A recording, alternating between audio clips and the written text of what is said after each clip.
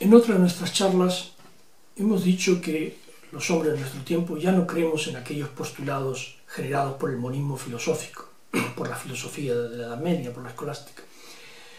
Hoy ya no concebimos el mundo como un rompecabezas, sabemos que los fragmentos no se pueden ordenar en una unidad armónica, y no por incompetencia humana, sino porque las cosas son como son, y no como quisiera el ser humano.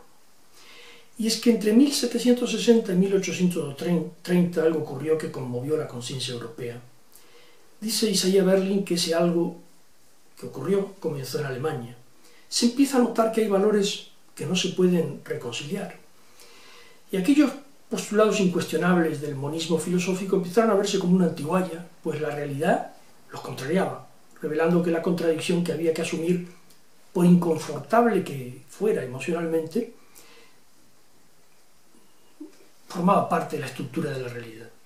El movimiento romántico arrasó con ese mundo armónico, con el sueño de que la construcción de una sociedad armónica era posible, y con la idea tan arraigada de que si esa sociedad armónica no se había conseguido hasta ahora era debido a los errores cometidos por los hombres en el intento de alcanzarla. Y en relación con los valores y con la verdad, Isaiah Berlin escribe estas palabras: el romanticismo socavó la noción de que existen criterios objetivos relativos a cuestiones de valor, de política, de moral, de estética, de que existen criterios objetivos que operan entre los hombres, de modo tal que si alguien no hace uso de ellos es simplemente un mentiroso o un demente. Es precisamente en la ética y en la estética donde la influencia del movimiento romántico se deja sentir en nuestros días, con consecuencias no solo para el mundo del arte, sino para los comportamientos y para la visión de las distintas culturas y también para la política. Porque le debemos al romanticismo la ampliación del campo en el que actuamos con libertad, y la cantidad de concesiones que ahora otorgamos sea mucho mayor que en el pasado. En un universo axiológico en el que importan el carácter y el motivo, y en el que conocemos lo que los antiguos desconocían, la incompatibilidad de los valores. Reconocer la pluralidad de los valores, derrotar la noción del ideal clásico que daba en suponer y en imponer una única respuesta a todas las preguntas, nos ha legado un trofeo inesperado: la necesidad de impulsar la cultura del pacto y de las concesiones mutuas, que es la cultura sobre la que pivota la moderna democracia. Y la alternativa al monismo filosófico en retirada no es necesariamente el relativismo cultural.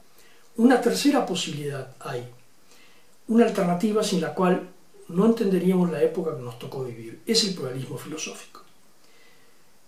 Como escribe Isaiah Berlin, el relativismo no es la única alternativa al universalismo, ni entraña relativismo la inconmensurabilidad. Hay muchos mundos, algunos de los cuales se superponen. El mundo de los griegos no es el de los judíos, ni el de los italianos o los alemanes del siglo XVIII, ni el mundo de los ricos es el mundo de los pobres, ni el de los felices el de los desdichados. Pero todos estos valores y fines últimos están abiertos a la búsqueda humana. Y esto es lo que querían decir Vico y Herder cuando nos aconsejan no juzgar culturas del pasado con las varas de medir de nuestra propia civilización, no perpetrar anacronismos bajo la influencia de lo que Vico combate como vanidad nacional o vanidad filosófica. Fijémonos que el relativismo cultural tiene su origen en el irracionalismo romántico alemán, en Schopenhauer, en Nietzsche, y su propuesta es que los valores objetivos no existen, son los de mi grupo, de mi nación, los de mi clase social, los que cada uno prefiere. Pero el relativismo cultural no se identifica con el pluralismo filosófico, en la línea de Vico y de Herder, y que supone que los valores objetivos existen, pero los valores no son eternos, los valores no preexisten a la conciencia, los valores no se descubren, se crean.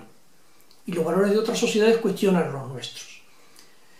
Y la existencia de valores contrapuestos no supone que solo uno de ellos sea válido, siendo los demás falsos. Todos son válidos y al hombre le toca elegir.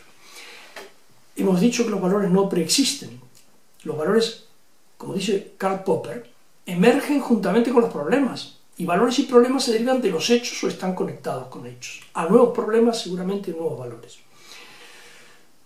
Nuevos valores que en ocasiones entran en competencia y en conflicto con valores antiguos. Si en la Edad Media, o en la Iglesia Católica, que pertenece a la Edad Media y sigue en ella, los valores están en armonía, al menos en la doctrina, en la Edad Moderna los valores están en una tensión continua y sabemos que hay valores que están sometidos a una restricción conjunta, a una relación de restricción conjunta, de modo que a más de uno menos de otro y viceversa. Y el hecho de que los valores no sean revelados no supone que sean menos verdaderos. Si se tiene en cuenta que antes todo era de origen divino y que poco a poco fue aceptando su origen intramuntano, intramundano. Ese es el proceso que sigue la racionalización.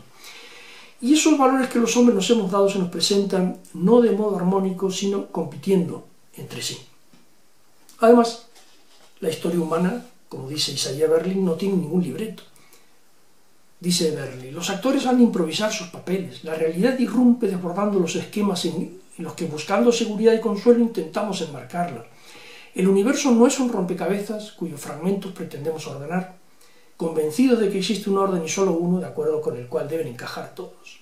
Nos enfrentamos a valores en conflicto. El dogma de que deben conciliarse de algún modo en algún lugar es una esperanza piadosa. La experiencia demuestra que es falso. No hay rompecabezas que armar y la entropía es un asunto indisociable de nuestra condición. No hay posibilidad de construir una sociedad armónica en la que queden desterradas todas las contradicciones. Haber perseguido ese ideal tuvo un precio muy alto, sembró de cadáveres el mapa de Europa varias veces. Y no es sensato, ni es justo, ni es verdadero el intento de encerrar a los hombres en el corral en el que viven, que identifican como el mundo, y al que atribuyen el raro e improbable privilegio de estar en posesión de la verdad. No obstante, de las consecuencias peores del romanticismo, como son fascismo, nacionalsocialismo, comunismo, y de la violencia que sembraron en el suelo europeo, brotó un impulso de aceptación de una escala de valores común, algo así como un regreso a la antigua idea del derecho natural, pero ya no basado en la teología o en la metafísica, sino en un mínimo ético universal compartido. Por otra parte, fascismo, nazismo y comunismo no son el movimiento romántico, sino su patología, de la misma manera que la democratitis, a la que se refirió Ortega y Gasset, es a la democracia lo que la hepatitis es al hígado, es decir, su patología. El sujeto de nuestros días es parte del movimiento romántico, es a un tiempo producto y protagonista de una vigorosa reacción moral contra esas patologías del romanticismo.